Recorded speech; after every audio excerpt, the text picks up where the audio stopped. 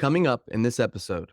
Homeopathy is needed. It's the future of medicine. I say that a lot. It is a revolution in medicine. You really can't hide a good thing. And once people see that this works, you'd never go back to any other modality over homeopathy once you've actually seen the depths of what it is capable of. You are now listening to the Here for the Truth podcast, hosted by Joel Rafidi and Yerasimos. All right, everybody, welcome back to another episode of Here for the Truth. I'm Joel Rafidi. I've got my co-host Yerasimos with me as always. We love exploring diverse topics on this podcast. You'll never see people jump from the occult ritualistic death of Kobe Bryant to homeopathy within 2 weeks. I guarantee you we're the only ones doing it. I guarantee you. We have Melissa Kupsch joining us, and this is an incredible deep dive into the healing modality of homeopathy. She's just a wealth of knowledge, and she communicates it with piercing clarity in a way that is incredibly inspiring. I know homeopathy is something that's becoming more popular, particularly even in my household. Alyssa's really getting into it, and I've been dabbling myself with some recent symptoms I've been experiencing. So yeah, please enjoy this episode for sure. Guys, we've decided to kind of dabble back into YouTube. As you guys know, we were permanently banned. We were permanently banned. Our one channel was banned, and then we started a new one in 2022. And so we've started a new YouTube channel, and we'll see how long we hang out and last there. But, obviously, if we can grow there and reach new audiences, that would be awesome. So you can now subscribe to us again on YouTube. Just search for Here for the Truth on YouTube. All these videos are going to be available there. I know people have been asking me for a long time, actually, when the podcast will be back on YouTube, because people like watching on their TVs, Apple TV, different devices, etc. So yeah, find us on YouTube. Once again, youtube.com/@HereForTheTruth, or just search for us and we'll come up there for sure. And wherever you're listening to this podcast, Spotify, Apple, if you can follow, review, rate, that would be amazing. That being said, we'd really appreciate it if you love the podcast, if you're listening for a while and you haven't given us a review. It really helps us kind of get out there and people know what we're up to. So yeah. Cool, guys. Enjoy. Melissa Kupsch is the founder and director of RMDY Collective, where she blends her expertise in homeopathy with a forward-thinking approach to business. She's built a successful brand that offers innovative wellness products and services focused on personalized natural health solutions. Through RMDY Academy, Melissa is also committed to educating and empowering the next generation of homeopaths and wellness professionals. Known for her strategic vision and compassionate leadership, Melissa is dedicated to making holistic health both accessible and impactful. It's been about, I think, 246 episodes since we've discussed homeopathy on Here for the Truth. So looking forward to diving in here for sure. Welcome to Here for the Truth, Melissa. Thanks, guys. Who did you have on first to talk about it? Well, we had our a friend Kaylee on to talk about homeopathy and human design. It was a bunch of different things we got into. So it was a fun, good conversation for sure. Yeah, it was very, very early on, I think over 3 years ago. One way we always like to kick off these conversations with a first-time guest is we want to dive a little bit deeper into your personal hero's journey and some of the major rites of passage in your life, and kind of what were those moments that led you down this path? Oh, for sure. So it started with my sister being chronically sick. So she's 1 year younger than me. And so we grew up real close. And when we get to about age 16, she's 15, she's figuring out this loop. So pretty much if she had sex, she would get a UTI so severe, she would be in the hospital and she'd be on an antibiotic drip. She'd have an oxygen mask on. It wasn't your normal urinary tract infection. It was a full-on response of her body. And this was literally any time she had sex, it's to hospital, and she'd be having a week or two stay there. So it's just going every couple of months, hospital. And this goes on for 6 years. So in that time, she's done every medical treatment you can imagine. So my dad is a GP in Australia, so a medical physician. And so he'd gotten her all of the best care that, conventional medicine can give. I was training to be a naturopath at the time. And so I'd done all of the more holistic things, taken her to the acupuncturist, done the herbs, She was grounding, she was meditating, she had to quit her job by this point. Like she's in her early 20s and her bladder had become so incontinent from all of this sort of treatment and still this just toxic cycle. So pretty much the doctor at the end of that is just like, look, really going forward from here, we've only got one solution, and it's really you need to be on prophylactic antibiotics every day for the rest of your life. Yes. and you cannot have sex. Double whammy, just like, okay, right. And so that just, wasn't good enough. It's just not a solution.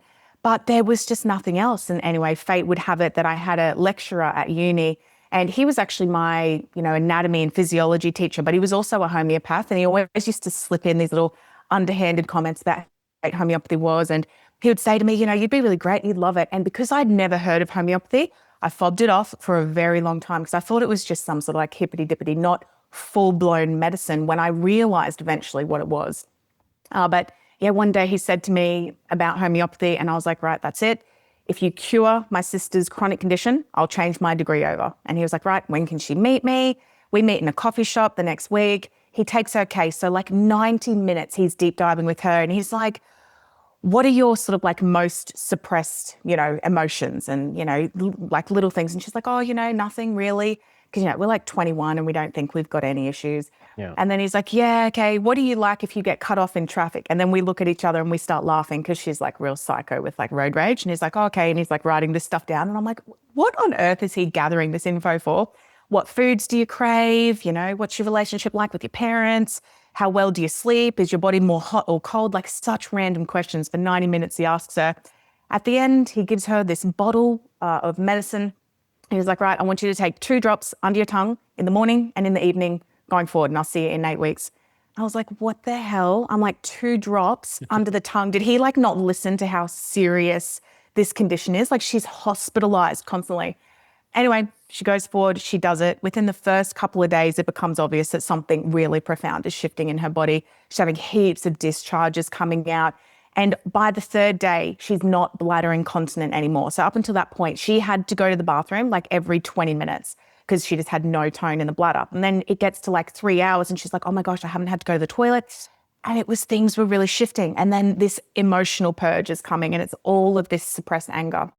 And essentially what happened, and you find out with homeopathy, and you guys would obviously understand, but we have this human spirit. If we've got wounds to our spirit, we've got mental, emotional trauma that can lodge into our field, it can disrupt the field and cause like a dis-ease state. And this is where our symptoms arise, and it's just showing our body, you're out of alignment. We've got to recalibrate things here. And that's what that remedy did for her. So it purged it all out. It broke that cycle. She's got a family now, she's thriving, so it just completely turned that around. So that was my first, exposure to homeopathy's transformative powers. And then after that, I was still kind of sus because I just could not comprehend, honestly, how drops under the tongue could cause this full on, like whole body change. So then I said to the guy, I'm like, whoa, okay, oh wait, now before I change my degree, now you just got to treat me because I just need to make sure that wasn't a fluke. And then anyway, he saw me, he took my case, sat in the same coffee shop, 90 minutes of random questions. He gives me a remedy called sulfur. Profound what happened for me after.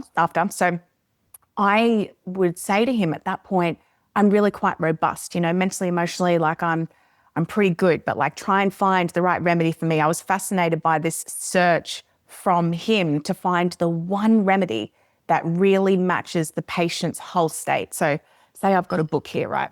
And you look in a homeopathic textbook. So this is one of our Materia Medicas, and you go through here and it probably lists 200 maybe different remedies in detail. And what you are aiming for as a homeopath is to match up the distortion of energy in the person in front of you with the best remedy. So for what homeopathy is, we're harnessing energy from nature, from all different sources. It could be a herb, like a plant. It could be a mineral, like sulfur, like arsenicum, something like that. It can even be like animal tissue, human tissue. It's everything vibrates at this unique, sort of frequency. And when you expose the body to that unique frequency, if that specific frequency matches the distortion that's currently running in your body, it stimulates your field and it encourages your body to push back and heal itself. So that's where homeopathy really comes to the front. It's this like cures like. If you've got an imbalance, mirror it up to your body so your body can see it and get back on track and push that healing out. So yeah, he prescribed sulfur for me, and I had all of that night. I had all of these cold sores come up onto my lips. I had 7 break out on my lips. And I told him in the consult, historically, I get a cold sore each month or every other month, but for sure in that time. And it could be triggered by like too much sun, like heaps of wind or stress, random things.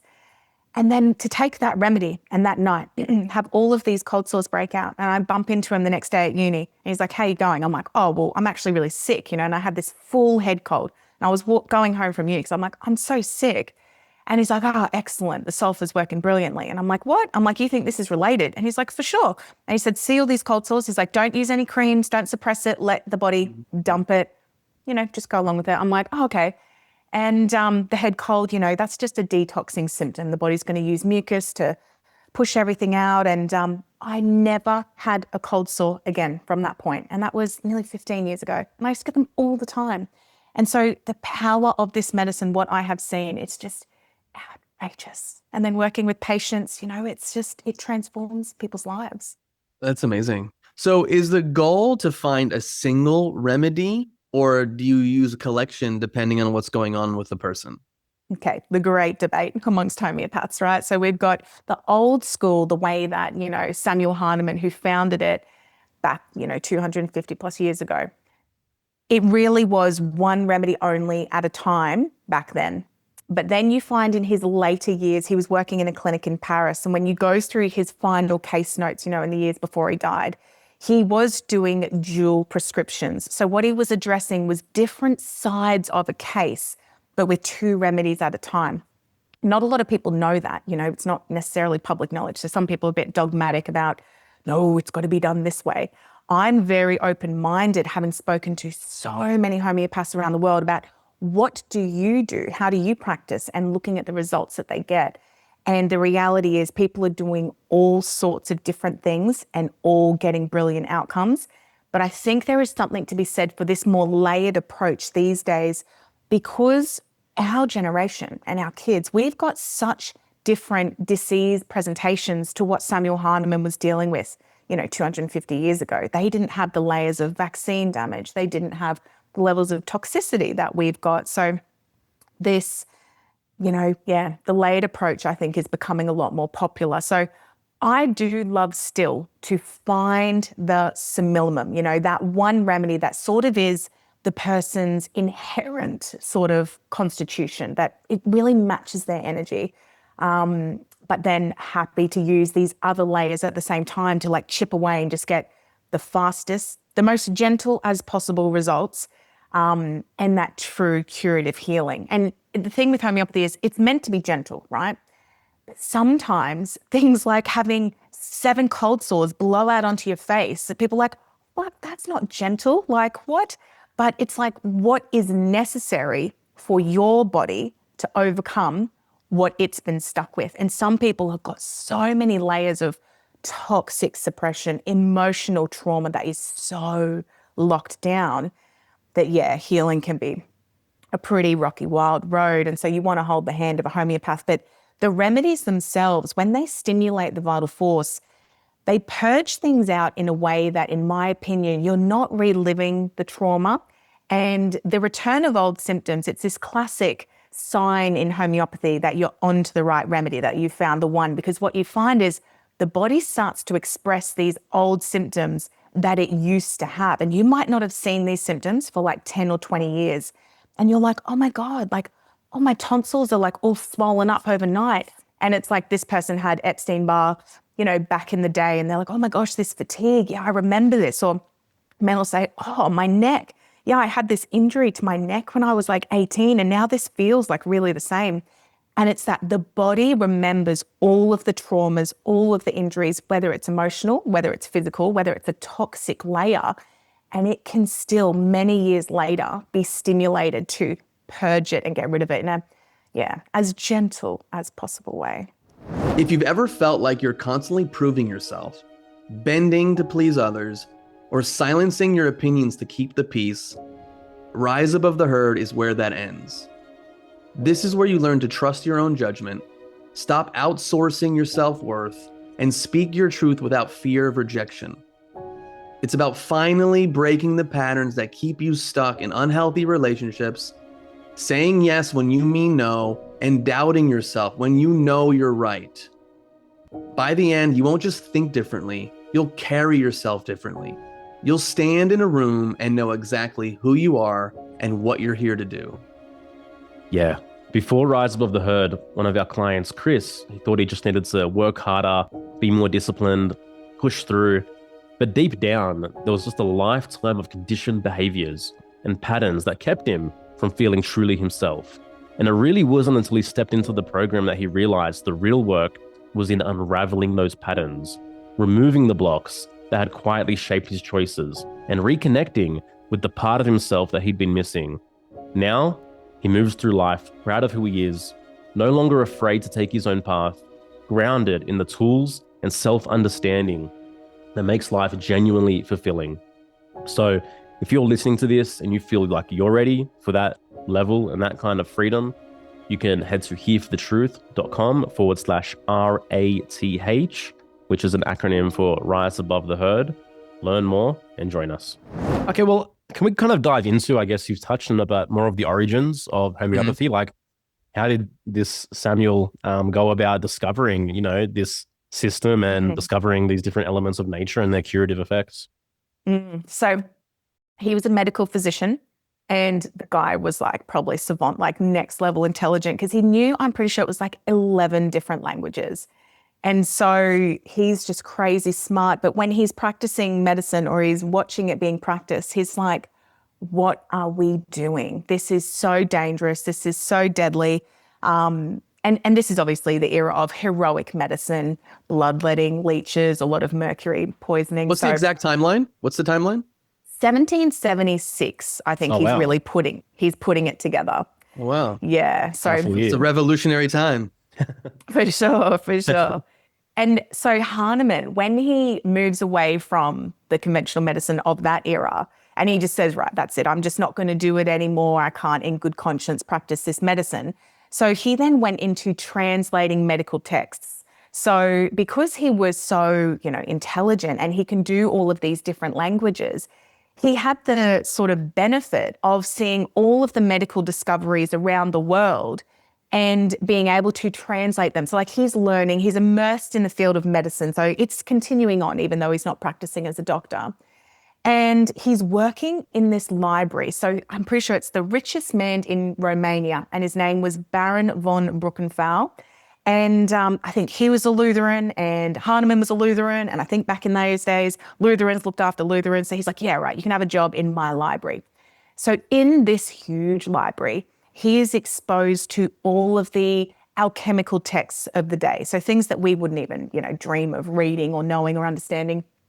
But things like Paracelsus's work on alchemy, even Isaac Newton, a lot of people know his work in physics, not that he did lots of stuff in alchemy. So Hahnemann gets the advantage of really reading what these great people were already working on. And to an extent, you could say that Paracelsus was a little bit perhaps the first homeopath. Like Hahnemann brought it together. He developed the methodology and fine-tuned it, but he had a bit of help, I would say, from some of the earlier pioneers. So yeah, he's getting into that. And then one day he's doing these sort of experiments and he's reading about malaria, the treatment of malaria. And what he's finding is that the cinchona bark that they use to treat malaria actually produces the same symptoms that malaria would have in a sick person. So say with that bark, if a healthy person starts eating it, what happens?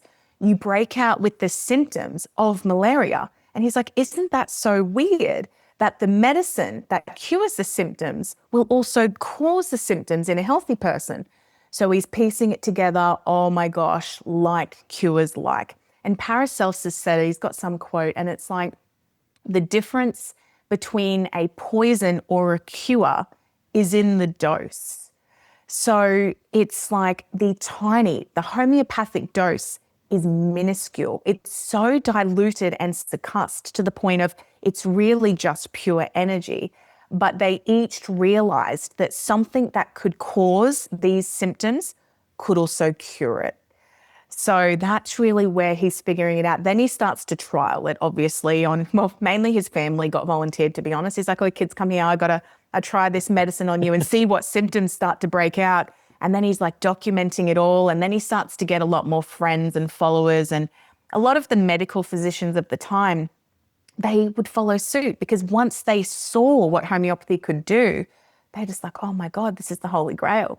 And there's some like hilarious stories of some of the early adopters. So there's this one guy, Constantine Herring, and he's sort of known for being the father of homeopathy, perhaps bringing it across the US. He was a real good, nice guy, but he was this like teacher's pet, if you will, at their local university there in his medical degree. And the head of the medical school said, like, this homeopathy is gaining traction and it's absolute like bollocks. Herring, we need you to go in there, learn what they're doing and just write an article and smash it apart. Pretty much like, let's obliterate this homeopathy once and for all.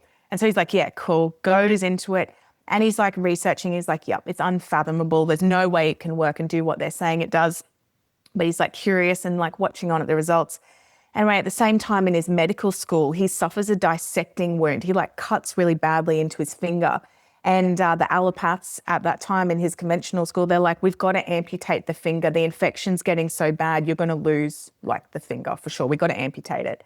But then he goes to the homeopaths and he's like, oh my God, I've got this rotting finger. What can I do? And they give him arsenicum album, which is a homeopathic remedy we still use a lot today.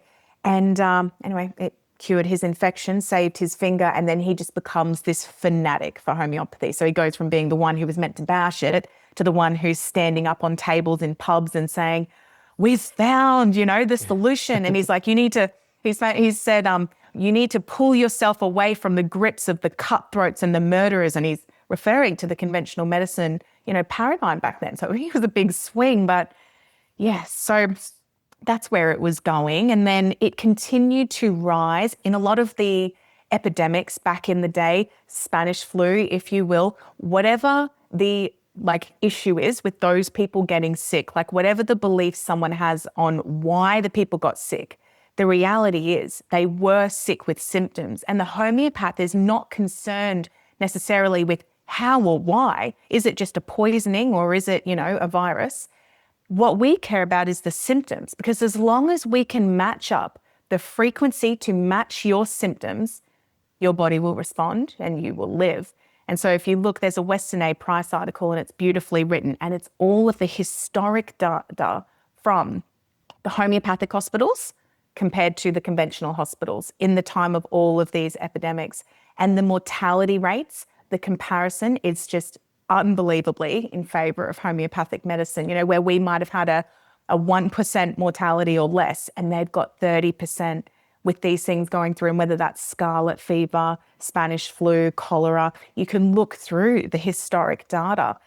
So, the homeopathic hospitals in this time, they're gaining so much traction, so much popularity. You guys in the US, you've got a statue of Samuel Hahnemann in DC, and it's this huge, I just visited it recently. I was like, oh my gosh, this is so amazing. It's huge. And you think to yourself, there's only one medical physician who is honored in Washington, DC with a statue. And it's not some little thing. It's this huge monument with like carvings and writing around the outside. And not only is he the only medical physician, he's not even American. The guy is German. But that's how amazing homeopathy was at the time, that even the presidents, they did this big opening ceremony, a dedication to him and all the work that he'd done to, progress medicine in this way. So the elites were using it, but the AMA, the American Medical Association, was formed in response to the AIH, which was the homeopaths started coming together, and really it was like par on par sort of competition, right? And then they're realizing, oh my gosh, like what a threat this really is. And so they create their association 3 years after the homeopaths had theirs, and they're like, right, we need to create something else. So the AMA is born, And then come the more legalistic rules. And it's, you cannot practice medicine if you're a medical physician and do homeopathy. You can't do that. So if you're going to do any homeopathy, you will lose your license straight off the bat. Okay. But they even went so far as to make it an actual legal, well, it was more of an association thing, that you would lose your medical license if you were even consulting with a homeopath. If you got their opinion on one of your cases, you would be disbarred. And that was actually followed through with. So you had some homeopaths who were married to conventional physicians. They were stripped of their license. And I think it really just from being married to a homeopath? Yes, because they would say, you are like literally consorting. Do you know what I mean? You can't. Yeah. And they must have been so threatened, because when a homeopath gets in there, they revolutionize the way that you view the body. You would never do what doctors do to the body if you really understood how it worked. And so homeopaths were a real danger to have lurking around. And so then you have Rockefeller, of course, just sort of through his little donations to certain universities and saying, all right, here you go, $2 million, but you can't teach homeopathy here anymore. That's the only proviso, these sorts of things. So at that time, homeopathy was taught in 22 of your most prestigious universities across the US. And it was very hard for them to actually bash homeopathy at the time, because they would pay out professions like being a midwife, right? And they would sort of say they're unlearned. They'd sort of put them down as like, oh, but you're not really medical physicians. But the problem with the homeopaths is that most of them were physicians. They all started as physicians and now they were homeopaths. So they sort of stood, on their own. And yeah, that's really where it went. So Rockefeller himself, JD, he had 3 private homeopaths that looked after his family. And he famously said, homeopathy is a progressive and aggressive step in medicine. That's JD Rockefeller before he really realized the value of his petrochemical suppressive drugs. So then the story changed a little bit, and, through his work, homeopathy suffered a little bit. But yeah, that's really the history of it. So it was really stumped down, because you can imagine, if you can stop it being taught in a lot of these places, then you stop, the professionals graduating. Ultimately, then people stop hearing about homeopathy, and it gets to the point where a girl like me, who's in a college of natural medicine, like halfway through a naturopathic degree, and I've got a lecturer telling me about homeopathy, and I'm like, what's that? Yeah. Look how quick we slipped away from it. Do you know if Rockefeller still had his team of homeopaths, like even while he was pushing, pharmaceuticals, etc.? For sure. They stayed with his family, and it was 3 women. That's another thing. I was just reading about it this morning that I find so beautiful, is that the homeopaths saw the value of women as homeopaths in working in medicine, and knew that they had a lot of intuitive and like empathic and like listening to people's stories. A lot of being a homeopath, yes, you are a medical detective and you're trying to piece it together and yes, find that distortion of energy, but so much is listening to people and letting them tell you pretty much their secrets, because a lot of the time that's what keeps people sick. It's the things that we don't want to say, the things that are really suppressed. And I love that the homeopath had brought the women in. So homeopathy has always been very favoured by women, and it took the AMA like years, like decades later, before they started acknowledging and letting women come into the fold. So I just think homeopathy was ahead of the game the whole time, and they just sort of keep following us. Yeah, that's fascinating. So you've kind of touched on it again, but like back in the day, that was still the role of the homeopath, basically to be like a psychological archaeologist for someone and to try uncover what the right remedy was. Like, was there anything beyond that? Or even today, when someone goes to homeopathy school and they learn to become a homeopath, like what are the core tenets that makes a homeopath? Yeah. So a lot of it comes down to, you have to learn your remedies, right? You have to learn the materia medica, because you need to know the profile of each of these medicines so that you recognize it in a patient when they come to you. So it's gotten easier these days because we have online repertory software. So pretty much we all need to, and they did back in the day, we need to sit down with our patients And we need to get all of the intricate information, the stuff that doctors overlook. Like in Australia, your average appointment with a doctor per Medicare billing is 7 minutes. Yep. From like come in and sit down to out. Like what information can you gather in 7 minutes, let alone prescribe to it? And so the homeopath needs like 90 minutes minimum to find out what exactly is your body doing. And so, yeah, every homeopath gets trained, like in our course, for example, all of the case-taking skills. So, yeah, they were acting sort of like psychologists. They were looking at the mind and acknowledging that the mental state of the patient is so important to their physical well-being, that suppressed emotions will manifest as disease. They just pieced it together in the most beautiful and I would say scientific way. There's not a lot of science actually with conventional medicine. Do you know what I mean? It's just this for that. The depth of, you know, what they figured out as homeopaths in this materia medica, it's just profound. So you need to learn that. You need to learn how to turn your patient's symptoms into what we call rubrics. So this is where in our books, right? Okay, sorry, I'll show you another book, right? What? But this one here is a repertory. So this is all of the symptoms that anyone could possibly ever come to you and say. And in that, it is catalogued and it's the most outrageous stuff. So you will find in there a rubric for ailments from divorce. So these are all of the frequencies that we have found in nature that have a special affinity for either children of divorce or of the parents, the individuals themselves who has gone through a divorce. That sort of trauma, it brings up specific symptoms. And so there might be, say, 40 remedies listed under that where they just have a real affinity for that area. And a lot of them are grief, their rejection. They've got all of that essence that the people then can sometimes go forward in their life and create this vibrational pattern. So you've got ailments from divorce. I was looking at with my students last night, and there's one for the person who is like pathologically a clean freak in the house. Like they have to have their house so neat and tidy and organized, or they just cannot function. And so you look at the 20 remedies associated with that, and they're a lot of our most neurotic, you know, clean freak, sometimes germ scared people. And it's just all of these random things that you would think, why would a doctor want to know all of this? But it is all an indication of your energy, of your field. And it's when you're out of alignment. So if someone says to us, like, you know, I've got just so much rage, and this is the homeopath wants to know, not what you're like at your best, right? When you're all happy, having a good day, we don't care. I want to know, what are you like on your worst day? When you're your most out of balance and you've just been pushed so far, tell me what that looks like, because that will help me find the remedy that will really bring that distortion up and out. And it is like this alchemical process. If we imagine our body, it's like this big sort of vibrational energetic field.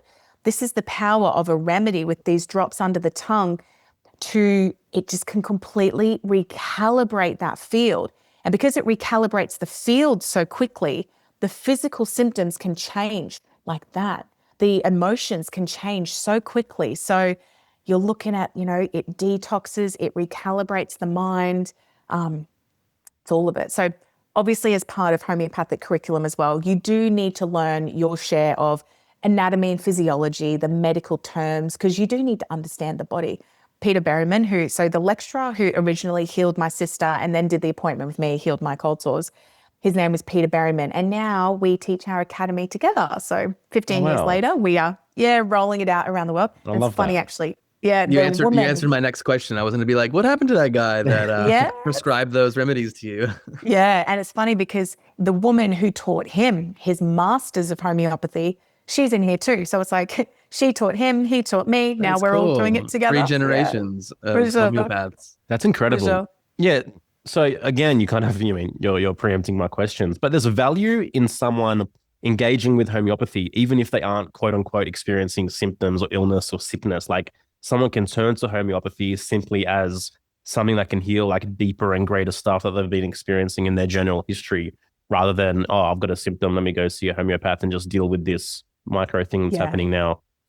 My fantasy for the future would be that we get to a point where we can afford to have people come and see a homeopath, like a mandatory once a year checkup, because that would keep people on the right track. Then we're not waiting until they're diagnosed with the cancer or the Hashimoto's or whatever to try and backpedal.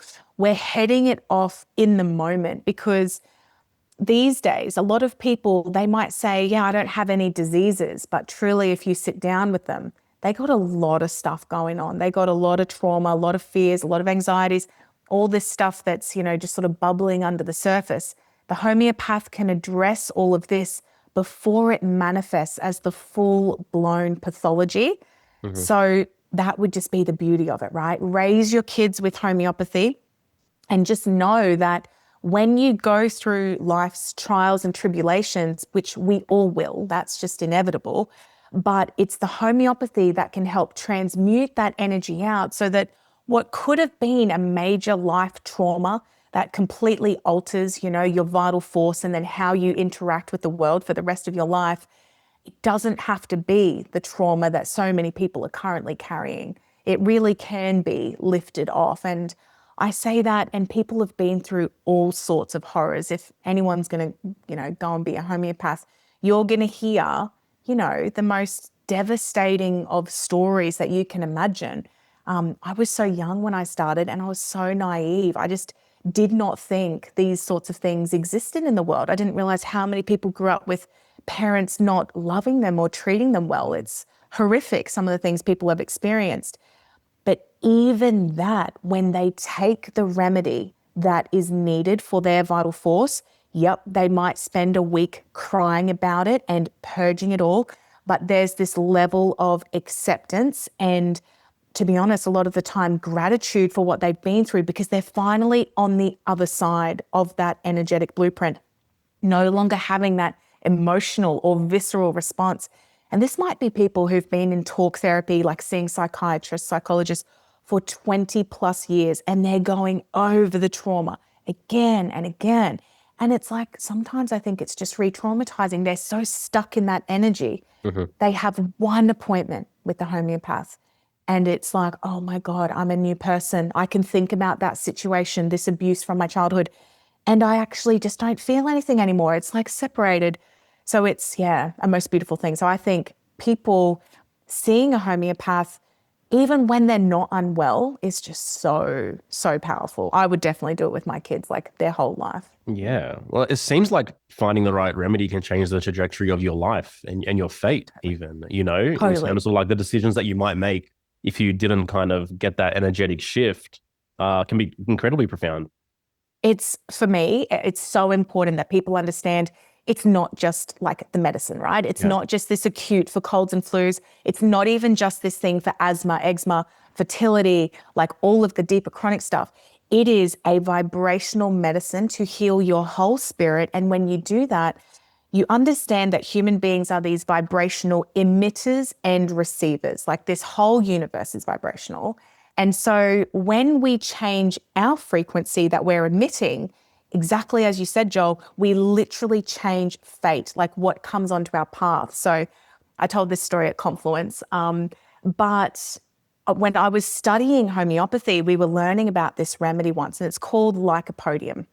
And the essence of it is that people have a fear of rejection, fear of failure. It's one of these remedies that comes under the divorce rubric, like ailments from divorce.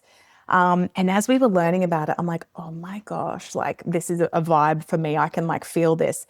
And so my parents in my life, my mum's been divorced 4 times. My dad's been divorced twice. That's like 6 stacked against me. That's a lot of divorce to be privy to growing up. It is a lot. And my parents are the most beautiful people ever. It's just, they marry people instead of dating them, I think. I don't know why.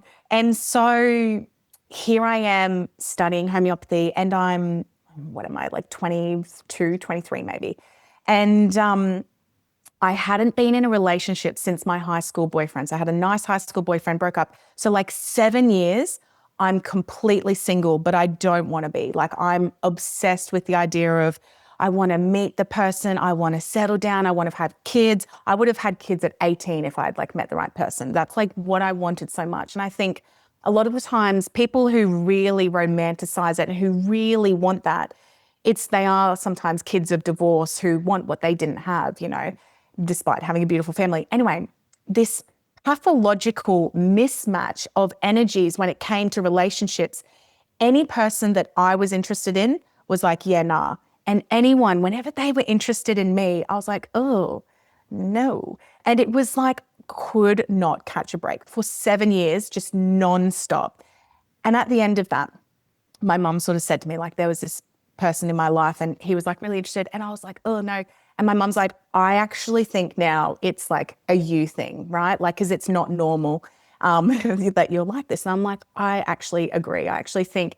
And so when I'm learning about lycopodium and how these people will have commitment issues because they're scared of it failing, they've got like a low self-confidence when it comes to commitment and what if it goes wrong? What if I get rejected? And I really realized in that moment, this vibration that I had going on, my fear of divorce was so strong that it was blocking me from letting anyone into my life, because divorce is painful, divorce can be messy, but it was so subconscious. So here I am on the surface and I'm thinking, I'm like so ready.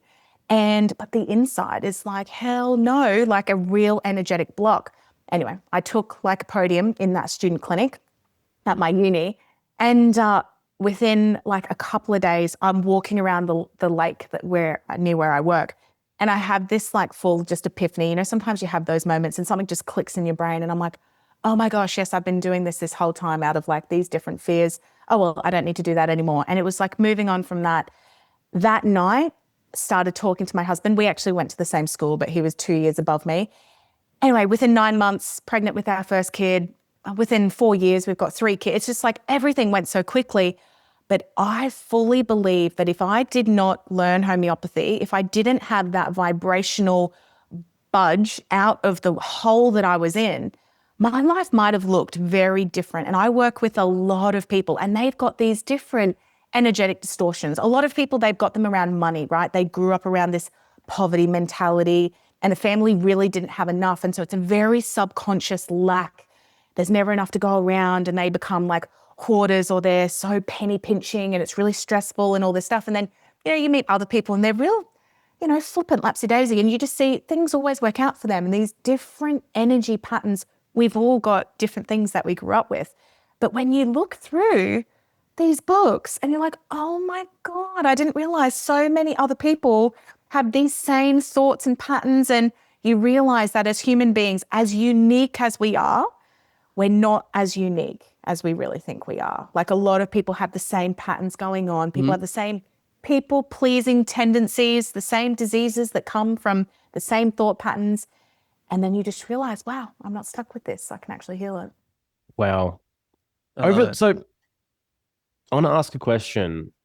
So earlier on, you mentioned it's like really discovering what that match is for that person's like constitutional blueprint.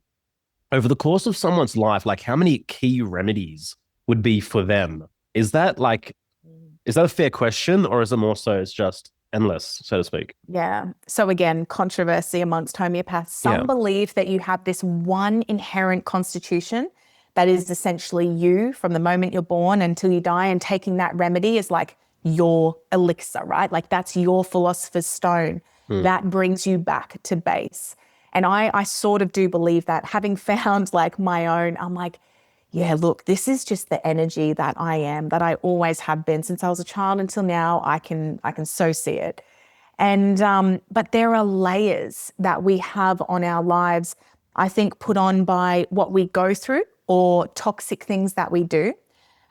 So different remedies come into play at different times throughout life to address situationally what you're going through. Perhaps, so I'll give you an example. I took a Gardasil, so the HPV vaccine detox remedy. I worked in fertility in my first 5 years of practice. I worked almost exclusively in fertility. And so I was making up a remedy one day for somebody who had had a Gardasil, adverse reaction. She'd almost hemorrhaged like straight after getting it. And a lot of people develop issues after that. And so I thought, for you, I'm going to do a Gardasil detox. So what we're doing in homeopathy is still like cures like. We're getting that element of the actual Gardasil vaccine. And in the homeopathic pharmacy, We are making it in the homeopathic process of dilute it, succuss it, dilute it, succuss it, dilute it, succuss it. And so water, and you guys would know this, carries the memory. Water has consciousness. When you put that Gardasil, a little bit of Gardasil vaccine in there, the water reacts to it, the molecular mimicry, it holds the memory of what that substance was.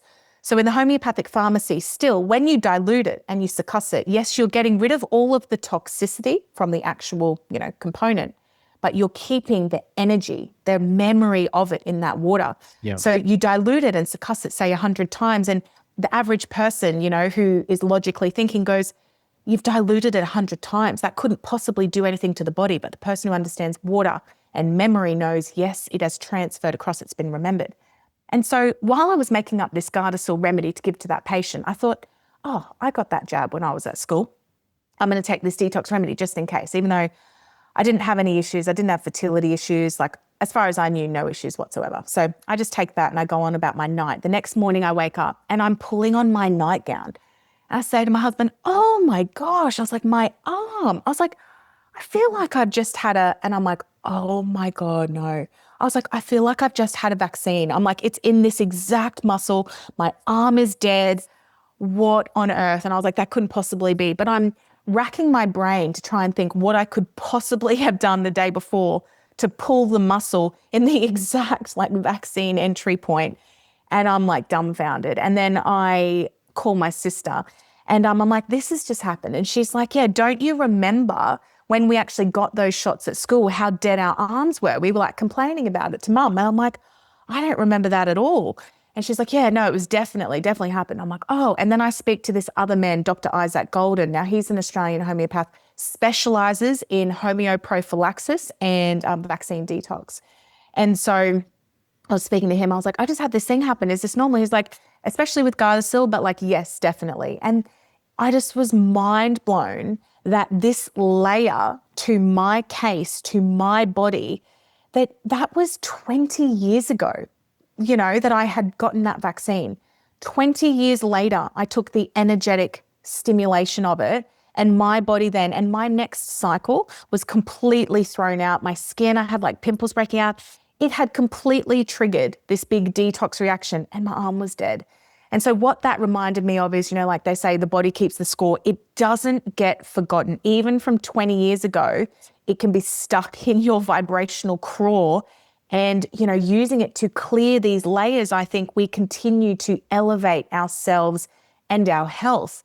And so I think these days as a homeopath, I'm much more inclined to believe that people are like onions, right? We've just got these different layers depending on what we've done, what drugging we've done, what traumas we've experienced. And so I'm fine with people taking, a series of remedies to get themselves, symptom-free and all of those chains broken. I don't just want someone who's not got a physical disease.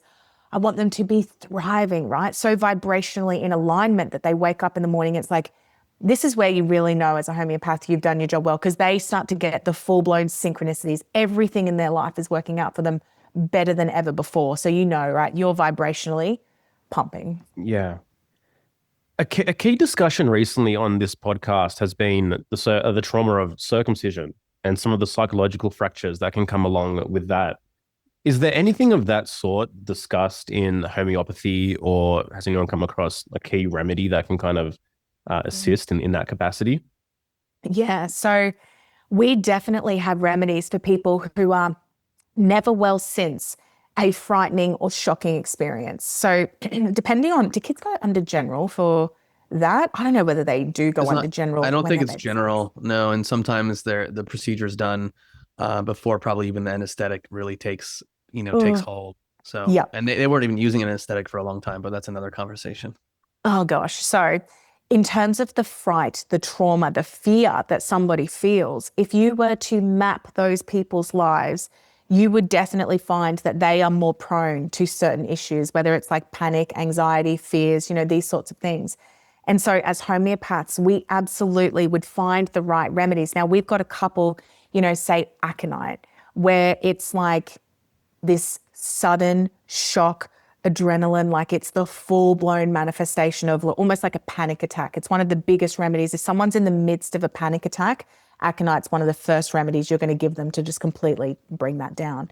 So a lot of those kids might be in an aconite state throughout life where they're really susceptible, you know, to those sorts of reactions and panic. But you also have other remedies when people have been violated. And this remedy, Staphysagria, is a brilliant one for post-surgery. I prescribe it so many times for birth trauma because it's a woman when she's giving birth, right? She's in her most vulnerable state. And if she feels violated by, like, sometimes it's a male doctor who like does something to her, cuts into her body, gives her an episiotomy, hurts her in any way, makes her feel humiliated or violated, after there's a very specific sort of disease pathology and symptoms that can start to show up in her body. So UTIs is one of them. And this is why Staphysagria is such a brilliant remedy for a history of abuse. But it's brilliant in surgery because even when, say, for example, it's a surgery that was needed, let's say it was a C-section that was absolutely needed, or, circumcision, no. But it's like the body feels violated. Even if the woman herself was willing to do something, the body can feel violated. And that can absolutely manifest in distorted energy and physical symptoms, emotional symptoms, depression, anger, rage, suppressed, all of that. But the last one I'll tell you about is actually opium. So the homeopathic remedy made from opium is a brilliant remedy. And people who have gone under a general anesthetic, sometimes they never come back fully into their body. Same goes though, even outside of anesthetic, if somebody has undergone an immensely shocking trauma and they're in it, right? Let's pretend it's like horrific sexual abuse, or let's say a circumcision that's so painful, you're so scared. The human body and the human spirit, you actually have this potential to almost fragment off, almost like get out of body because it's too horrifying to stay here. So it's like you can flip this switch. And in the opium state, the person can come back slightly zombified. You know, the lights are on, but nobody's home and they're not quite the same. They're talking and they're interacting in the world, but like they're not fully here anymore after that trauma. Some people, it can come and go. They can get dissociated, and that's where a lot of these, I think, identity disorders and dissociation come from. It's really you've fragmented off in the midst of like immense trauma. The same goes for veterans who come back from war after all of the horrific, unimaginable stuff they've seen. And, the wives will say, like, the lights are on, but nobody's home. He's not really here with me anymore. And it's like he had to adapt in order to cope with all of this heinous stuff that he was, surrounded by. He's fragmented off a little bit, but you give the homeopathic opium, they come back in, the lights come back on. And there's physical, stuff that goes on with these people too when they're in that state. Like opium, for example, chronic constipation, like just such bad constipation. And it's kind of funny that the patients are like that, right? Because if you ingest opium, like even codeine, these are notorious for making people constipated because when you take the drug, that's what it causes. So when the person has these like drugged out sort of symptoms, give the homeopathic version, you bring them back to life. So yeah, definitely if people have issues post a surgery, post a trauma like circumcision, for sure you can use homeopathy. Cool. I wanted to circle back a little bit.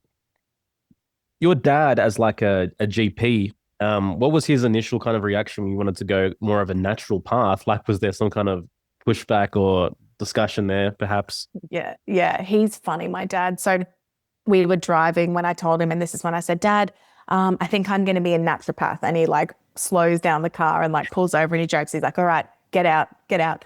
And like we laugh, but he's a pretty wholesome doctor as far as doctors go. So in his fantasy world, he would spend his time talking to them about like diet, nutrition, because he works in a really low socioeconomic area where 99% probably of their disease and illness is all from being obese and the way that they're feeding and stuff like that. So he's more into getting to the roots of it, but they're constrained in what they're able to do. In Australia as doctors, they, have to be mindful, they'll get flagged. If they're not pumping out enough prescriptions, they get flagged of, what are you doing, over here this year? Oh, it doesn't look like you're practicing medicine, or you're spending too much time with your patients. That's something people get drilled for in Australia. So it's It's a ridiculous system, but yeah, so dad's pretty wholesome. Comes from a very medical family. So my dad and my uncle are both, I would say they're both on the spectrum, and they have like photographic memories. So very, very intelligent, and, learning medicine was easy for them.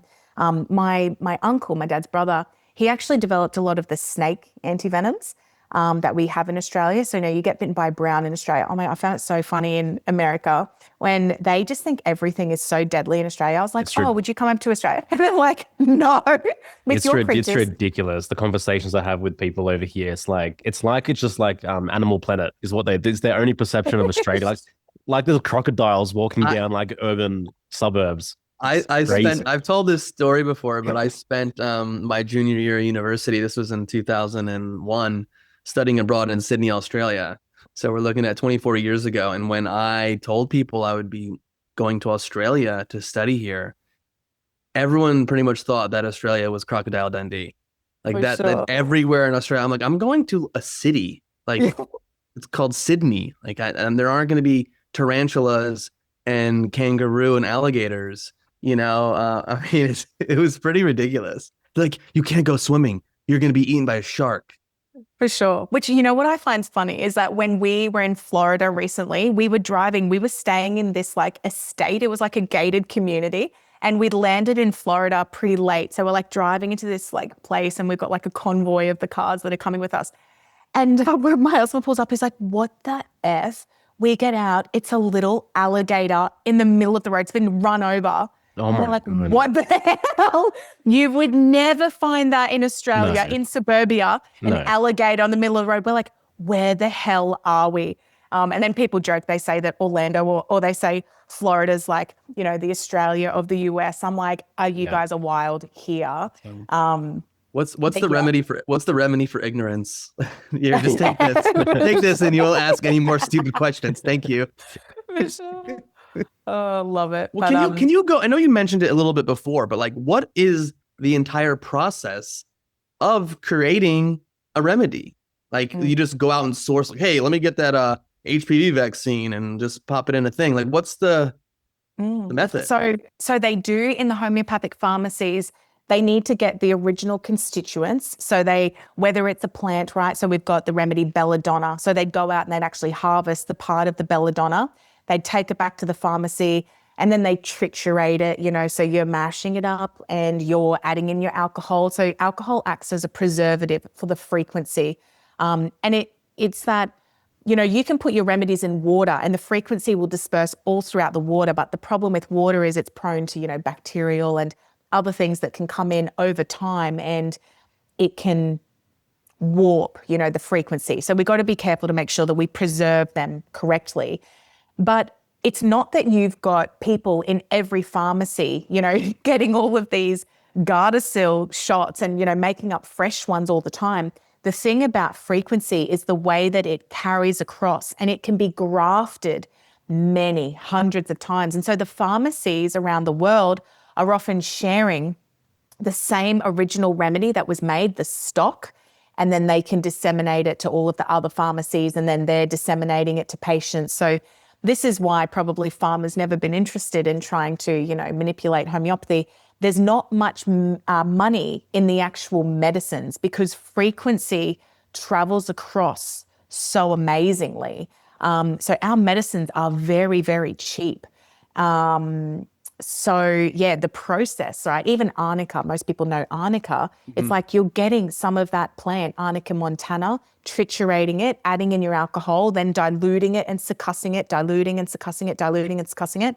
Now, depending on how much you dilute and succuss depends how, what the strength of it is. As homeopaths, we use all different strengths of that frequency. Some are really high, which means like lots of dilutions and succussions. Some are more closer to the crude dose. So you might just do it 6 times and then you've got this remedy here. You choose your frequency based off the symptoms in front of you. So you're going to still be trying to match it perfectly to the patient. But yeah, that's the process. And so say, for example, even our remedy Apis, it's actually made from the sting of a honeybee. And you know, when you get stung by a bee, what happens, right? You get this swelling, you get like edema. It's like red, it's hot, it's inflamed, and it usually burns and stings a bit. What's interesting is when you've made that into a homeopathic remedy, you can give that remedy to anybody with red, swollen, inflamed symptoms anywhere, whether it's that they've broken out in hives from head to toe from eating something they're allergic to. You give them Apis and you will just watch that completely dissolve in front of your eyes. And it's not that we're out there mashing up, you know, hundreds of honeybees and like mutilating these poor things. It's like one bee was sacrificed to make all of the Apis that exists in the world, in all the first aid kits, on all of the shelves. That's how far frequency can travel. That's crazy. So it could be a bee from like 100 years ago and everyone's using the same thing? Yes. I know, it's outrageous, right? Some of the remedies, the sources we still have from hundreds of years ago, because frequency doesn't really expire. They dug up some of the homeopaths back in the day. They would have a suitcase of remedies and they would do house calls. And so they would take their kit with them, and it's these gorgeous like leather bound like briefcases. You open it up. They've tested the remedies to this day. They were not exposed to light, oxygen. They're still active like 100 years later. Hey, Melissa, I'm curious because you mentioned before about like, oh, you're swollen and you take this remedy and it goes down. So is it speeding up the healing process, or is there any potential for like interrupting a natural process? Because I know we talk about that a lot with supplements, quote unquote, like that. It's like, well, let the body just do its thing. Yeah. And so this is something I'm really passionate about because I'm not a fan of all natural medicine and definitely not all like therapeutic techniques, because what we need to understand is, are we acting in sympathy with the body, which is homeopathy? It is triggering and bolstering your own healing response from within. Homeopathy does not have the power to suppress because it can only stimulate your own energetic force, and your own energetic force only knows how to heal. So I would wager that really it's just that healing from within, and it speeds up the process. But this is why I always say to people, you know, you can take a homeopathic remedy for a cough, right? But if your cough doesn't disappear like that, your cough is an appropriate immune response. That is your body trying to get any toxic debris, any phlegm up out of your body.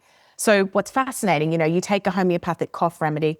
I have a cough blend in my first aid kit. And the first time that I actually tried it, my husband and I, we were in the caravan with our 3 kids, and our youngest was like, had this dry hacking cough. He's like going all night. And in general, I'm a pretty hands-off mum. I just let their bodies do whatever their bodies are going to do. I'm not like, oh, let me get a remedy for this and a remedy for that. Even though I've got hundreds of remedies, I'm largely just like, leave it alone. Their body's going to do it in time. But this cough was like driving my husband and I mad. I'm like, oh, I've got a cough blend here. I'll give it to him. And I get up, give it to him. The drop's in the mouth. He's half asleep and he goes back to sleep. I jump back into bed with my husband, and his very next cough, it's wet and it's phlegmy. And my husband, who's not a homeopath, he's a tradesman, builder. And then he looks at me, he's like, did you just hear how that changed? He said, do you hear how wet that is? And I was like, yes, I did. That's a classic homeopathic response, right? It's just given him that bolst so quickly to get the lungs a little bit wet, to actually get the mucus, whatever's irritating his lungs, up and out. So then here he coughs this wet cough. He doesn't cough again that night and he's off to sleep. That's a classic thing that you'll see happen with homeopathy. And the same thing goes for warts, right?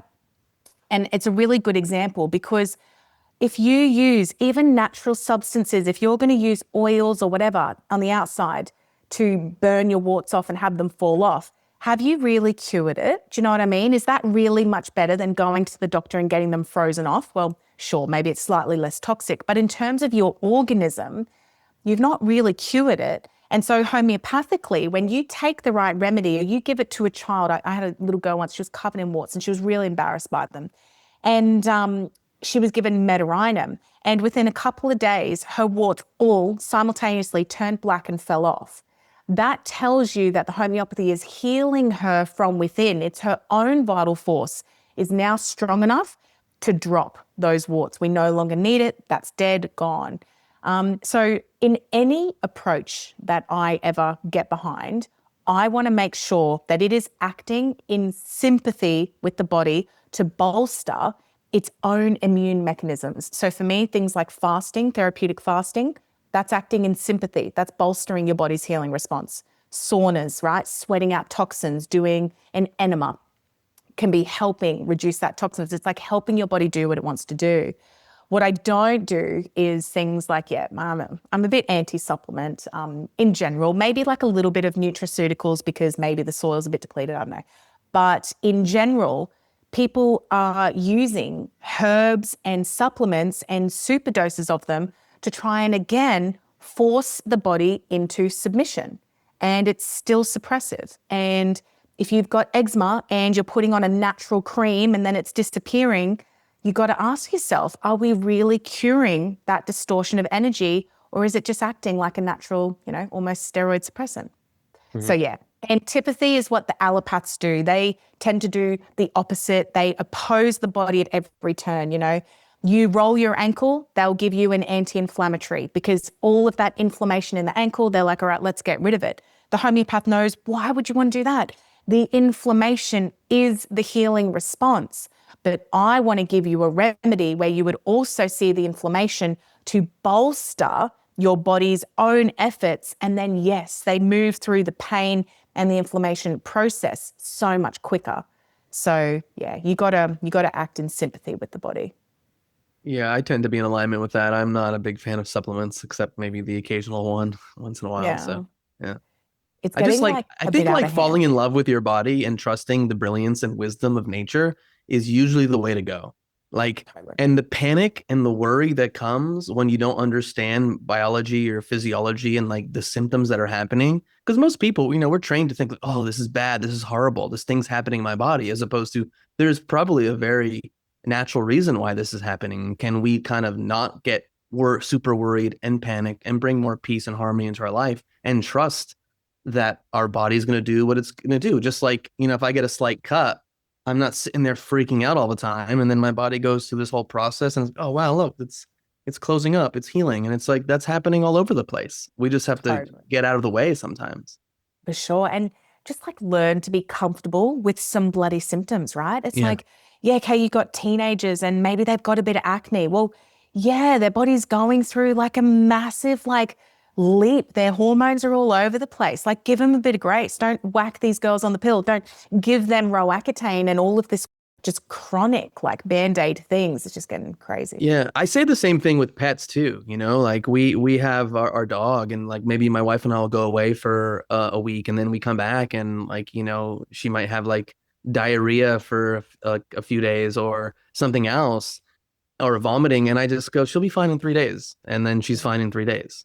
It's just, I'm not rushing her to the vet to get some type of medication or some hard supplements. It's I just trust. Now, again, I know there are homeopaths that you can do to support the process as well, and my wife uses homeopaths and flower essences and other things with our animals. But I just think people freak out so much, but there's been so much conditioning and indoctrination around being sick and showing symptoms. 100%.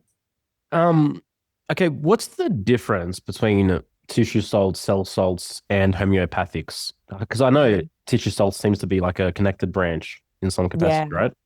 Yeah, for sure. So we just had a guest lecture. So one of the most famous homeopaths around the tissue salt conversation is Miranda Castro. And so tissue salts, you're really looking at the very minute but still substantial doses of something that the body can sort of receive. And this is where I think more the structural and physical support can really quickly come in. So let's say bones, teeth, hair, skin, and nails. If you take the silica, the calc phos, sort of like a combination remedy, you're giving the body these really tiny mineral constituents for what it needs to sort of go in and rebuild some of these things throughout the body. So they don't have the depths of the energetic profiles that homeopathic remedies have. You're not going to be looking at all the mental, emotional aspects with the tissue salt, but they can be absolutely beautiful as a supportive, and definitely they can help with drainage in the body if people have got things like fluid retention. Sometimes the cell salts can bring things back into more harmony in the body. When women are pregnant is another beautiful time just to give them that bolster of all of the critical components that go into building, that healthy baby. So tissue salts is a bit of an aside to, I like to take, if I'm going to give a tissue salt, which is rare for me, to be honest, because mainly I just use homeopathy, but I would give it for things like if kids had teeth that were rotting out prematurely, even though they were on the right diet, all of that, I might give them a tissue salt, but I'm also going to give them a remedy to address the deeper reasons for why, it's going on in the first place.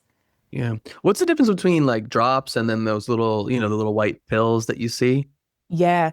So it just depends where you buy them and what you prefer. So from the pharmacy, you can always buy either liquid or pilules, but the pilules have they put like a drop of liquid into the vial of pilules, shake it around like crazy until every pilule has been touched by that liquid, and then it's absorbed into the outside. So the frequency is coated on those pills. So when you take 2 under the tongue, it gives your body that stimulation, but it's also the same if you were to take a drop of a remedy directly under the tongue, same stimulation. So exactly the same effect, really. And the numbers that you see on the vials, like 200 cc, those are just the intensity of the dose. And then how is that created? I'm curious. Yeah, so the 200C, right? I've got one here and it's a 200C. That means the dilution and succussion ratio has been done 200 times. So you take 1 drop of the original, let's say, arsenic amalgam, right? Let's say arsenic is actually what that remedy is made from, the poison arsenic, but we're diluting and succussing to the point where it's safe. So you get your arsenic in the lab and you're going to dilute it, 1 to 100, 99 and 1 drop of the thing, succuss it, take 1 drop of that into 99 drops water, again, just go, and you do that 200 times. So the 200 is less crude than say like a 30. Exactly. Okay. Yep. Understood. Yeah. So you'd only want to be careful with some of your crude doses of, maybe things like belladonna. Like if you're looking at the really low potencies, you really shouldn't be ingesting that probably below 3C, I think. And so it's like, do you guys know Avogadro's number where it's like it reaches the point where you've diluted and succussed enough where there is no substantial element anymore in that bottle. It is all energetic at that point. Well, that was my next question. Like, can someone hurt or injure themselves with the wrong remedy? No, not really. Like, especially not so you have this thing in homeopathy where in order to find a lot of our symptoms, you conduct provings on healthy people. So you're giving them doses and waiting to see what symptoms come up in them. But the thing is that for a remedy to find resonance with someone and them have this, purging of the mental and emotional sphere and actually be aware of the symptoms associated with it, it's like it's got to still find resonance with you, the human being. That's the great majority of it. So if I take like this remedy right now, this gastro remedy, I've got no symptoms whatsoever that correlate with that. It's going to do nothing. Once I walked in and my middle son had my youngest son, is like 18 months old, and they've got my first aid kit and it's like all liquid, like alcohol remedies. And he's like, yep, head back. And it's like, bang, I've just got empty bottles like everywhere. And I'm like, oh my gosh. And I hadn't actually had that much alcohol, but I was just like, but most people would freak out because they're like, oh my gosh, they've just tried 10 different remedies. But because they weren't sick, do you know what I mean? It did nothing. It's like the remedies found no resonance in them, no harm done. For me, I can't have the pilules, like those little sugar pills, because my kids would pretend to be sick if they needed that. And I'm not going to give them a complex of like, Mom, I need medicine, I'm sick, because they want the lollies. So they only get drops at home because that's funny. Easier. That's so funny. Yeah. Kind of, as you mentioned, there seems to obviously be some kind of cross-section with Veda Austin's work on water. And it seems like there's some kind of cross-section with Eileen McCusick's work on the biofield as well. I'm curious if you've had a chat with either of those ladies and, what that has been like. Yeah, so Veda has done some work with different homeopathic remedies. So she's looked at arnica, she's looked at, what are the other ones that she's done? Maybe aconite, and just the different frozen frequency shapes. They're completely different remedy to remedy, which of course is expected because they're completely different, unique frequencies. So she has actually tested her own homeopathics and frozen and shown the pictures of those. So that's absolutely beautiful. Eileen, when I was listening to her presentation at Confluence, it all correlates very much. It's all held in the field. The homeopaths are looking at different information and using different tools to uproot it, but same field. And it's really, you go to all of the greatest traditions, right? Whether it's Qi, in acupuncture, it's the same field that we're all working with. We just call it different things. The homeopath calls it the vital force. Yeah.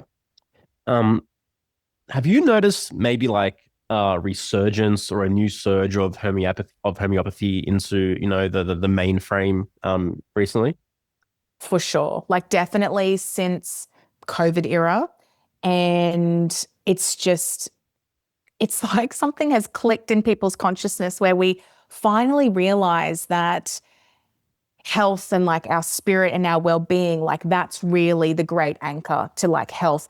Even like, of course, a lot of people have moved away from conventional medicine in recent years, the last 10 years. I mean, that's a really like sinking ship. When I was young, that was sort of the heyday, I think, of, antibiotics, steroids, cool. They didn't see all of the downfall that this generation now is seeing. And people are kind of sick of it. They're like, can you not actually cure anything? Like, I'm bringing my child with eczema to you. Why are you suggesting a bleach bath? Like, don't you know how to fix this? And unfortunately, they're so limited in their tools. They're poor things. All they can do is, you got trauma, I'll give you this antidepressant. It's just like, they're so limited. But I'm even finding in the holistic world, heaps of people are stripping it back now. Like 10 years ago, so hardcore about supplements and biohacking and all of the things. And people are like coming way back to basics. Like they're kind of fed up and they're like, those people didn't end up much healthier than the people on the other side because they're so stressed and like hardcore about like all of these fanatical health protocols that they're doing. That's my experience anyway, working or talking to people. And so it's really coming back into this really slow, just like spiritual aspect of health. But homeopathy being that bridge between the metaphysical and all of the symptoms, because as much as I'm a like sit back, person and like, let your body work it out and do what it wants to do. Like there are people in dire need of medicine. You've got parents, their kids are covered head to toe in eczema. And what are you going to say to them? Like, just chill and, meditate, just get spiritually aligned. It's like, no, they need medicine and they need homeopathy and even things like asthma. And I guess this brings us to a point that we haven't really touched on is that a lot of people these days being born, they are inheriting the energy of their parents. And because the parents suppressed in their childhood, the eczema got suppressed with steroid creams, the asthma got suppressed with the inhalers, then they're wondering why their children that they birthed really wholesomely, did all the breastfeeding, they didn't use any medical interventions at all. And they're like, why is my child so sick?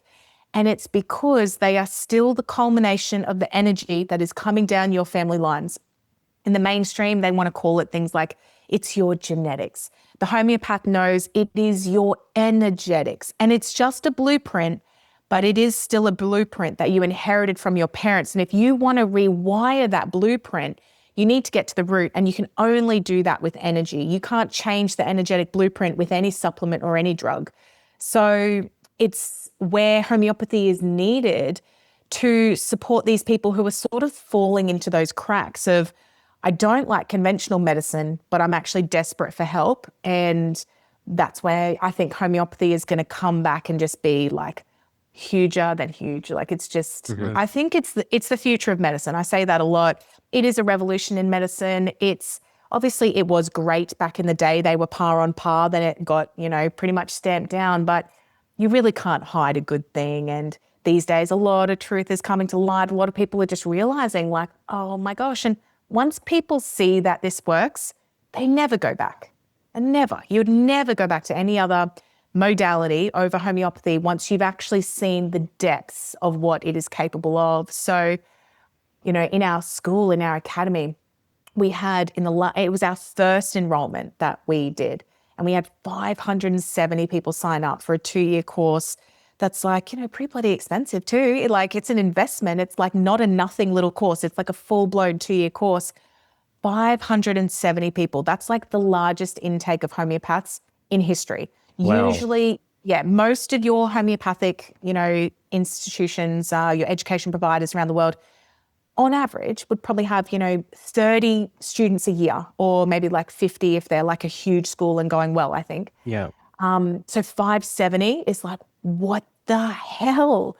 and I'd just been talking about it a lot on Instagram, and I always showed my cases. I did a lot of stuff publicly, a lot of like before and afters, all these remedies, So people are just keen. And to be honest, I love the flexibility of people who want to study to be a homeopath. For me, I wanted my husband to like not be going to work and leaving me every day. And I'm like, I'm just going to find a way that I'm going to be so successful in what I do as a homeopath that you can be home and around the house.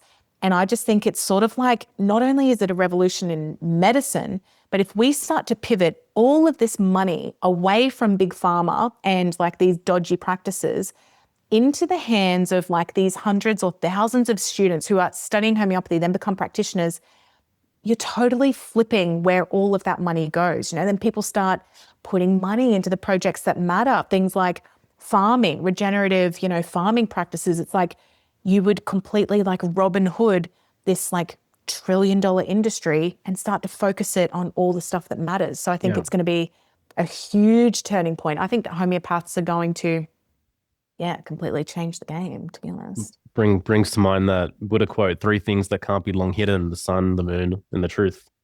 Amen. Yeah. What do you think you've done differently in your messaging to kind of, I guess you kind of revolutionize the messaging of homeopathy in your own way, to have such a large intake and to be growing so quickly? I think where I am different is I can take a very complex idea or methodology and I can say it very simply. And so the students just go, yeah, I get completely what she's saying. So the other 2 like lead lecturers, the senior lecturers, they are like absolute, brainiacs. Like, do you know what I mean? They're both in their mid-60s and they're just outrageously smart.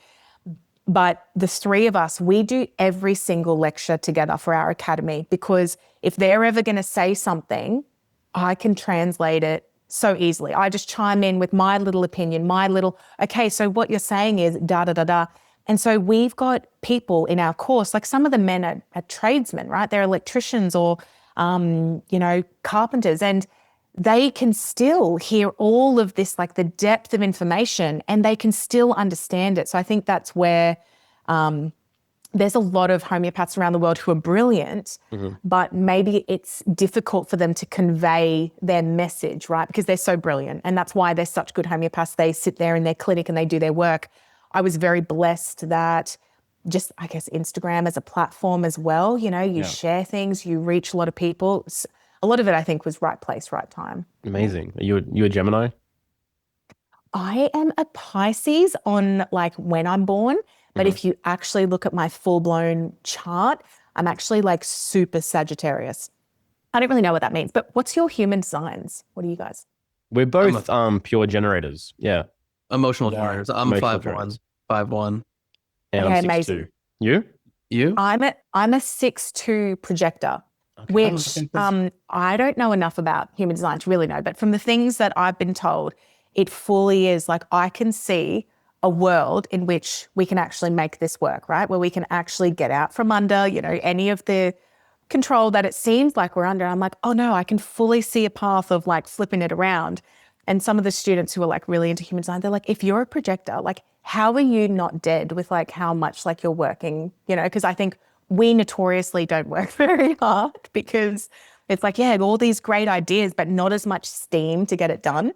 But my sister, who was chronically sick at the start, we run our company together, and it's like she is the manifesting generator. So like she's all the steam and I'm like over here with some great ideas, and I'm very much immersed in the academy, but yeah, I don't have that energy that, perhaps the generators do. Oh, I mean, we have different skills and abilities, and the most important thing is us working together in synergy.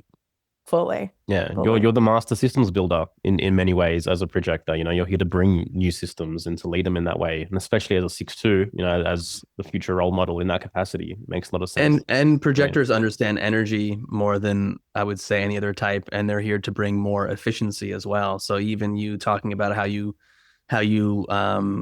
operate even within the lecturing, you're like, okay, cool. Let me just make this even more easy to understand. So yeah, just from my understanding and knowledge, like it makes sense.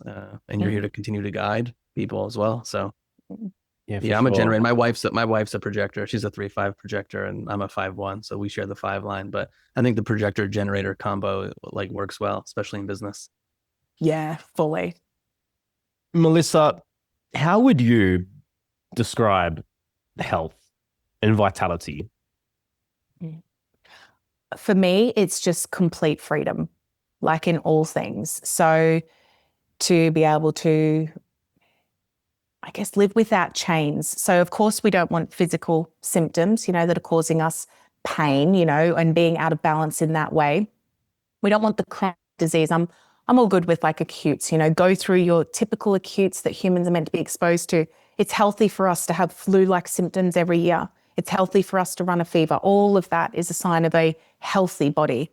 In fact, it's a red flag. If someone comes to me and they're like, I've not been sick in like 15 years, I'm like, oh my gosh, what is going on at a deeper level that you cannot even mount a healthy like immune response? That's a bit, concerning. So health though for me is when people have that complete freedom of mind, right? They're not held back from like fears of failure, like they are living on purpose. I think that's my sort of highest ideal. And Samuel Hahnemann, I forget the direct quote. I should learn this one by heart, but it's like the most beautiful thing. And he said it, 250 years ago. And essentially what he's saying is health is not just the absence of disease, and it's not even the absence of like mental issues.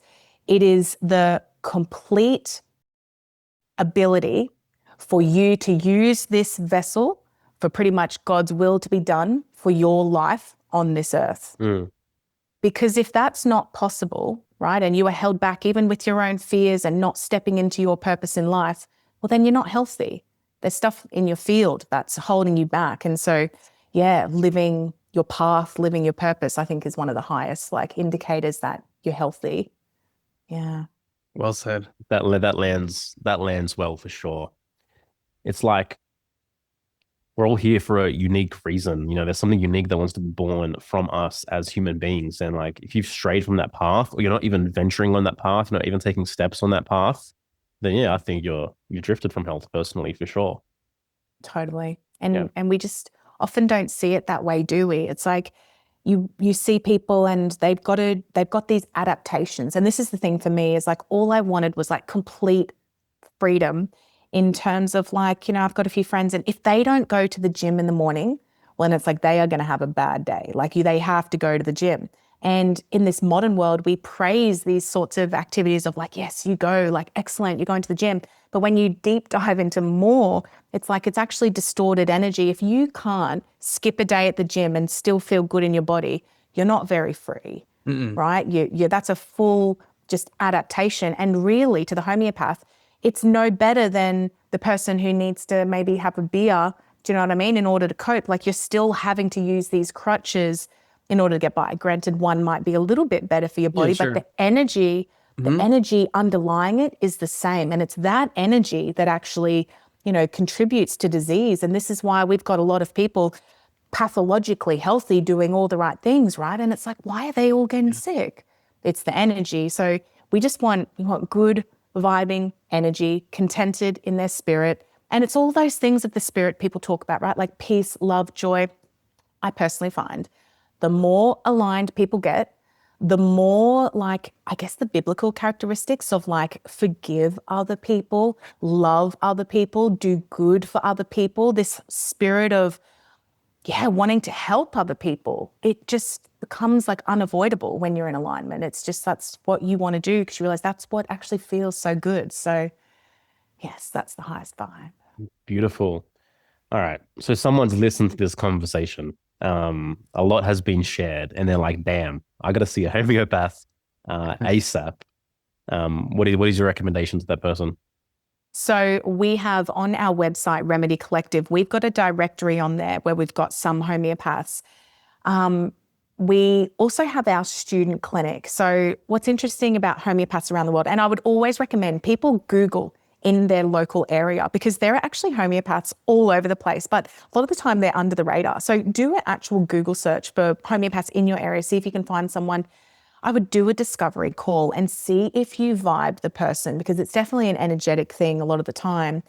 And I would say, you know, as homeopaths, we all use different approaches around the world. And I do believe, though, that there are some that are more effective than others. So if you do book into a homeopath and you're not seeing the level of improvement that you believe should come, you know, having a conversation, maybe sometimes, you know, people do find someone else does something very different and that's where they unlock their healing. But yeah, we're a little bit more liberal in our academy, right? We sort of push the body a little bit harder and get these amazing results coming back. When I was in the US recently for a conference, we were chatting with some of the homeopaths there, and some are of the mind of being really conservative, like give one dose of a remedy, then sit back, watch and wait for a couple of months and see what happens. And then you'll talk to other homeopaths and they say that is not enough to trigger this deep, you know, curative healing response. And so homeopaths are known for their headbutting.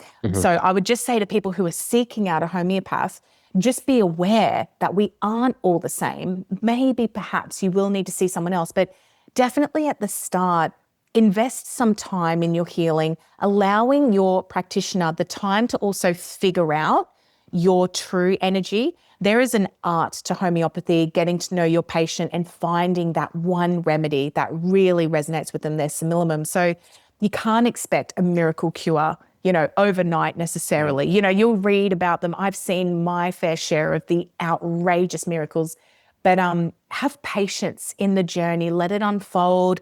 It's the epiphanies that you have with homeopathy. One of the best signs that your remedy is resonating, people's dreams completely change. They'll just be like, man, I am dreaming the most vivid, like outrageous things. I have not remembered my dreams in years. I don't normally dream like this.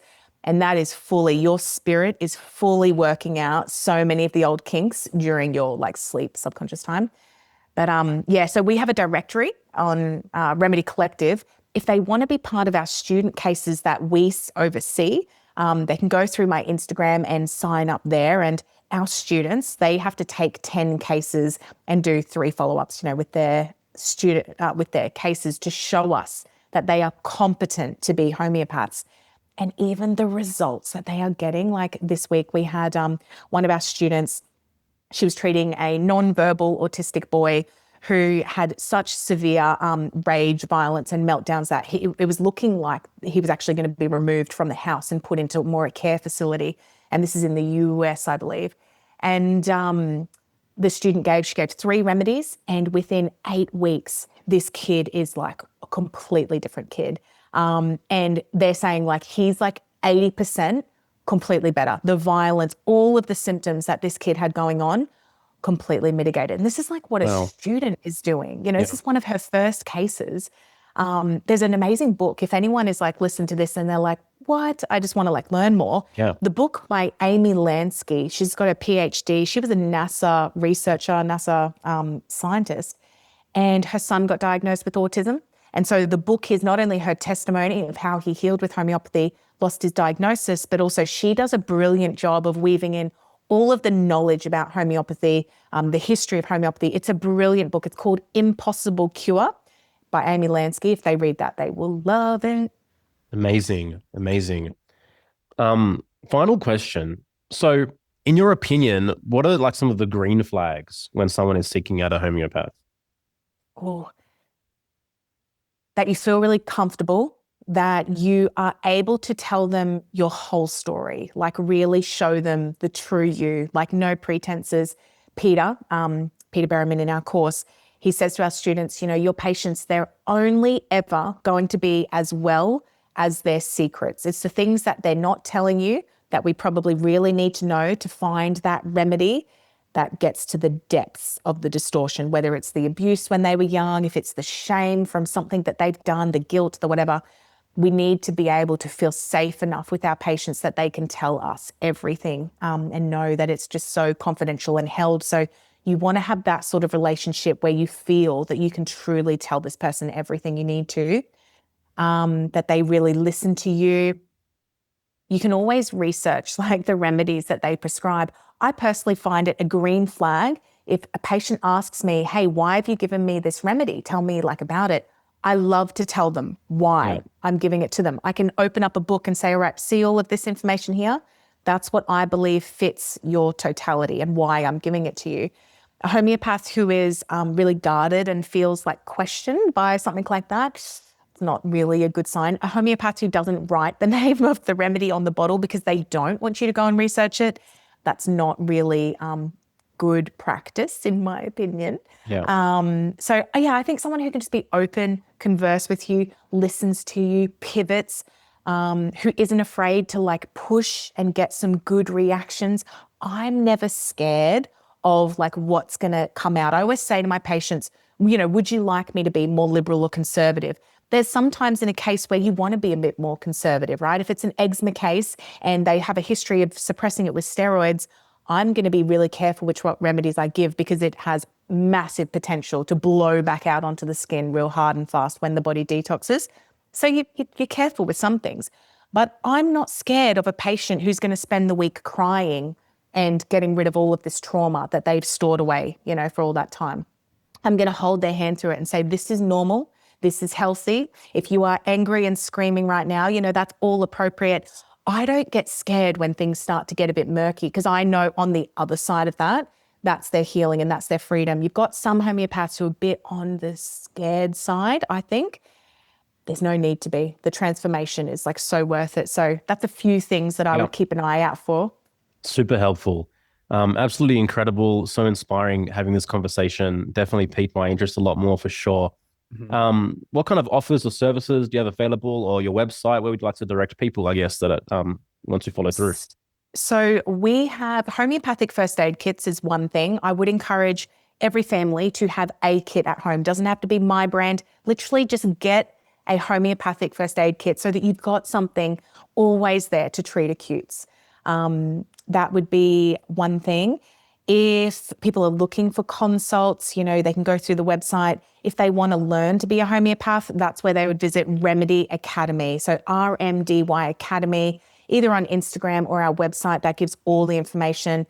I think, it's just gaining traction like so intensely. We are currently trying to rebuild, some of your old homeopathic hospitals. So I visited in the US, some of the old ones, and these were huge. You guys had over 100 of them only 100 years ago, and they were huge building, right? They're not these poncy little clinics. It's like in Philadelphia, the one I went and visited, the Hardeman Hospital. It's like 10 stories high, like hundreds of rooms. I was like, oh my gosh. And so anyway, in Australia. What are they using it for now? Is it something now? Yeah, no, I think it looks vacant. It looks like they're waiting for me to buy it back. Oh, wow. Amazing.